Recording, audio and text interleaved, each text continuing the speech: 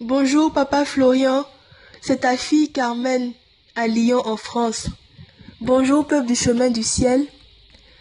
Ce matin, j'appelle pour témoigner des bienfaits du Dieu de papa Florian dans ma vie. Donc il faut rappeler que papa Florian a fait la prière pour moi au mois de mai, en mi-mai environ, et mon sujet c'était le mariage. Mais pendant cette même période, j'étais en pleine recherche de stage parce que je suis étudiante, donc il me fallait un stage en fait. Et c'était un peu difficile les recherches. Un jour même, j'ai reçu un appel en absence d'un recruteur qui m'a laissé un message vocal avec son nom et ses coordonnées pour que je le rappelle. Je ne sais pas comment je me suis arrangée. En écoutant le message, je l'ai supprimé. Et là, j'étais tellement triste parce que le monsieur m'a appelé d'un numéro masqué. Donc, je n'avais aucun moyen de le rappeler. Et donc, dans mes prières, je disais à Dieu, Seigneur, pardon, permets qu'il puisse me rappeler. Alors qu'en France, ici, en fait, le système, c'est quoi? Quand un recruteur t'appelle et que tu n'es pas disponible, il te laisse un message vocal avec son nom et ses coordonnées. Et généralement, ils appellent d'un numéro masqué ou d'un standard. Donc, il y a deux cas. Soit tu rappelles le recruteur et ça montre que tu es intéressé par l'offre, soit tu rappelles pas et il se dit que tu n'es pas intéressé par l'offre. Et donc moi, vu que j'avais perdu le message vocal, je ne pouvais plus rappeler.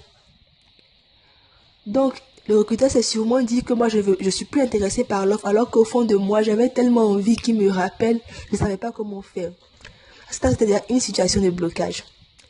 La deuxième, j'ai eu encore un autre entretien avec une autre entreprise pour un stage basé dans la ville de Lille. L'entretien avait été vraiment intéressant au téléphone en tout cas. Et j'avais placé beaucoup d'espoir dans cette offre de stage-là. Et le recruteur m'a dit qu'il allait me faire un retour dans les jours qui allaient suivre. Et après, c'était le statu quo. Je n'ai plus eu de nouvelles du recruteur. Ça m'a rendu un peu triste. Et donc, comme je vous le disais, papa a fait la prière pour moi, mais c'était pas pour le sujet de stage, c'était pour le sujet de mariage. Mais dès qu'on a fini la prière, quand j'ai commencé à prendre le lait, les jours qu'on suivit, j'ai été submergée d'appels des recruteurs, je vous dis mes frères. Je recevais plein d'appels de recruteurs. J'ai fait des entretiens téléphoniques. Et un jour, ceux qui m'avaient appelé dont j'avais effacé le message vocal là, ils m'ont rappelé. Là, j'étais vraiment étonnée parce que c'est très rare ici en France. Le recruteur t'appelle, tu n'as pas rappelé là, il te rappelle plus. À moins que tu aies vraiment un CV en or. Et donc, je voudrais conclure en disant que le Dieu de papa Florian est un Dieu d'ordre. Il travaille dans l'ordre. Parce que nous, les hommes, nous ne connaissons rien. Nous proposons des choses, nous demandons des choses. Mais lui, il connaît le bon ordre des choses. Il connaît ce qui est bon pour nous. Et c'est pour ça que je veux encourager mes frères et sœurs qui n'ont pas encore eu exactement ce qu'ils ont demandé au Dieu de papa Florian. Les encourager à persévérer dans la foi parce que Dieu de papa Florian, il travaille toujours et il travaille dans l'ordre.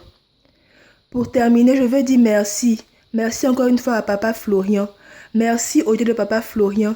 Merci au frère Peggy pour sa disponibilité.